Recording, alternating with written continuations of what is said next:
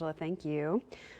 Well, the Lyon County Sheriff's Office has a man in custody suspected of setting the fire that destroyed the historic railroad depot in Dayton yesterday. 63-year-old Kurt Selzer of Ventura, California is charged with 2 counts of third-degree arson.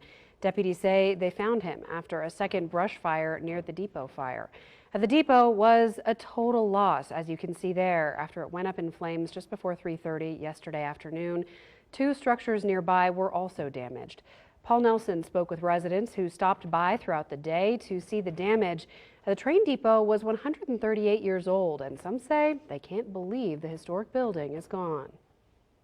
It was a narrow gauge boxcar, came off the Carson of Colorado. This boxcar is all that remains of Dayton's historic train depot, but the Carson and Colorado Railroad building is in complete ruins. It was one of 3 originals left from the 1880s. I came over, wanted to come see where the fire was, and I was just shocked to pieces to see this historic building burning down. After more than 20 years in the works, the restoration was slated for completion by late summer.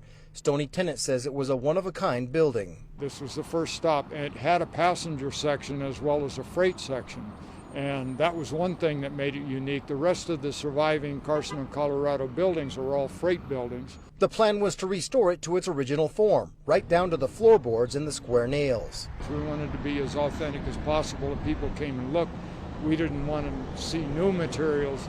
Everything would, all of the reconstruction would be done as the original. The Lyon County Sheriff's Office says the fire was arson, and the local fire chief says that would make sense. This is a historic building, so it had no power in it.